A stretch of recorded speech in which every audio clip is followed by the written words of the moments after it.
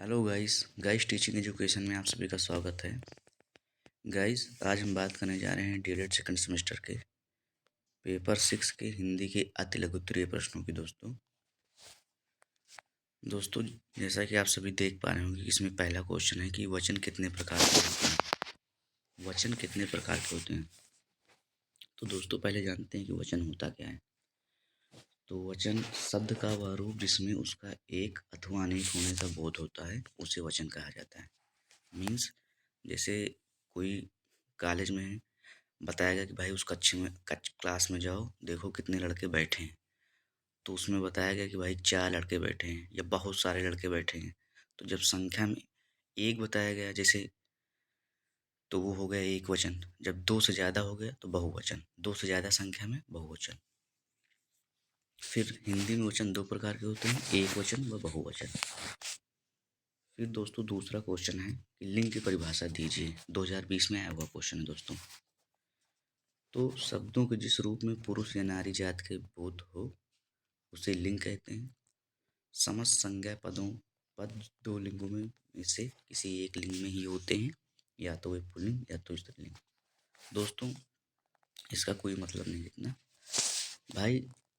इनकी जो लिंग की परिभाषा बताई गई है कि मतलब शब्दों के जिस रूप से मेल या फीमेल या पुरुष या स्त्री का बोध हो, वो लिंग कहलाते हैं। तो लिंग जो होंगे या तो पुरुष होंगे या तो स्त्रीलिंग होंगे। यही दो में से होंगे दोस्तों। ये या तो वे पुल्लिंग होंगे या तो स्त्रीलिंग होंगे दोस्तों। उम्मीद करता हूँ आप सभी समझ पा रहे होंगे दोस्तों। नेक्स्ट क्वेश्चन पे चलते हैं। वाचन के प्रकार बताइए दोस्तों। वचन नहीं है, वाचन है, ध्यान दीजिएगा। वाचन के प्रकार बताइए। तो दोस्तों प्रमुखता वाचन 2 प्रकार का होता है। पहला है शास्वर वाचन, दूसरा है मौन वाचन।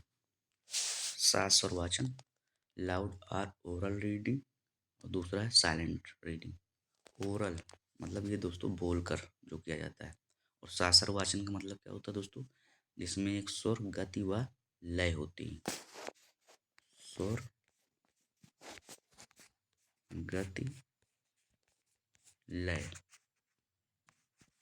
तो ये है दोस्तों वो शास्त्र वाचन। मौन वाचन दोस्तों इसमें हम लोग मतलब मन में पढ़ते हैं। जैसे आप सभी जानते होंगे दोस्तों, जब परीक्षा हाल में बैठते हैं तो वहाँ पर मौन वाचन ही होता है। ये उसका सबसे बड़ा उदाहरण है मौन वाचन का।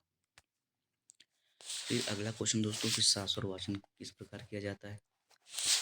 तो भैया शास्त्र वाचन 2 प्रकार से किया जा सकता है। पहला है प्रथम एक ही व्यक्ति किसी लिखित भाग का वाचन करे, मतलब एक व्यक्ति हो और वो कोई चीज़ लिखी हो उसका वाचन करे या बोलकर पढ़े।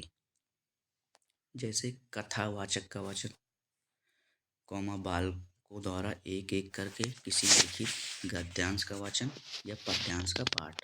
मीन्स वही बात है दोस्तों कि भाई शास्त्र वाचन मतलब इसमें या तो 2 प्रकार से किया जाता है, या तो एक करे या तो बहुत सारे लोग। फिर आगे है दोस्तों कि दूसरे प्रकार का जो शास्त्र वाचन है, मतलब आगे बताया गया है दोस्तों कि 2 प्रकार का वाचन है। तो एक तो हो गया जिसमें एक ही व्यक्ति बोलकर पढ़े, किसी चीज़ को, लिखित चीज़ को पढ़े या बोले, तो वो हो गया पहला।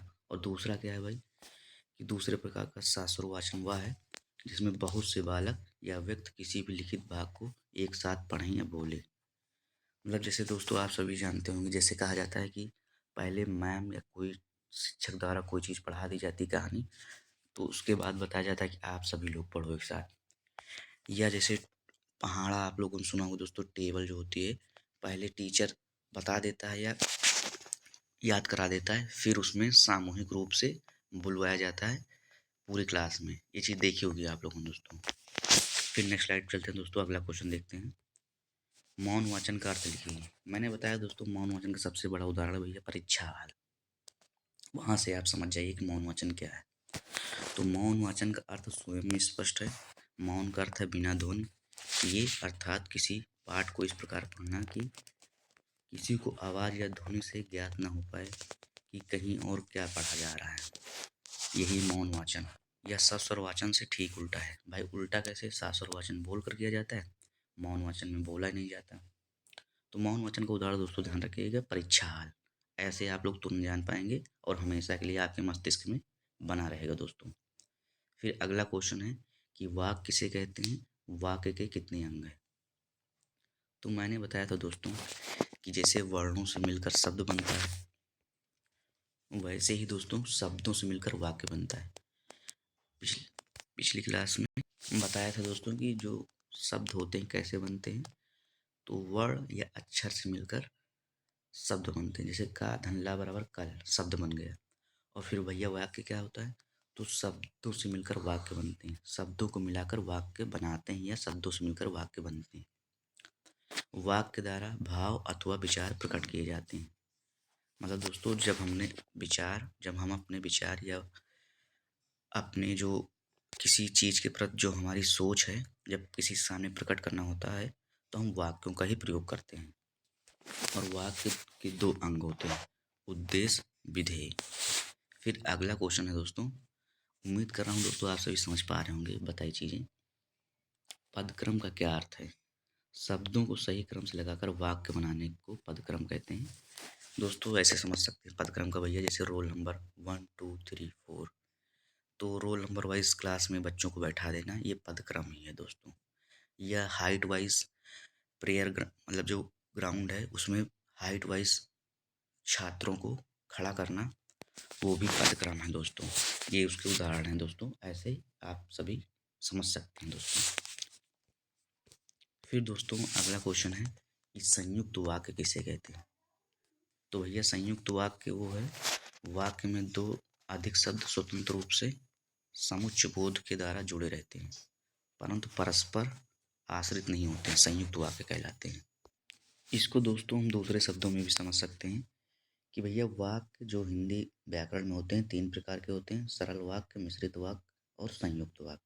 तो ये संयुक्त वाक्य पूछा जा रहा है आपसे, तो इसकी जो दूसरी परिभाषा दोस्तों आप समझ सकते हैं कि संयुक्त वाक्य किसे कहते हैं। तो इसमें सरल अथवा मिश्रित वाक्य जुड़े रहते हैं और इसे हम एक लंबे वाक्य के रूप में लेते हैं।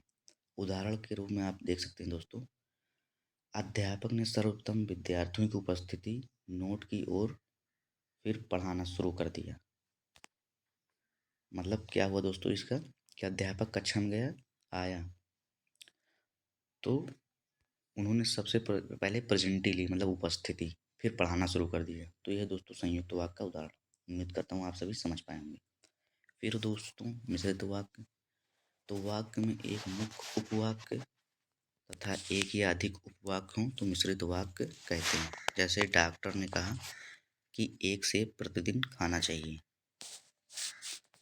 फिर अगला क्वेश्चन दोस्तों, व्यूह का विलोम शब्द, तो दोस्तों निव्यूह अथवा आयुः होगा।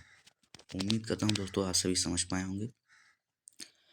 क्वेश्चन जो प्रश्न आए हैं दोस्तों वीडियो को ज़्यादा से ज़्यादा शेयर कर दीजिएगा, अपने फ्रेंड्स जो ग्रुप्स बने उनमें शेयर कर दीजिएगा, लाइक और चैनल को सब्सक्राइब कर दीजिएगा।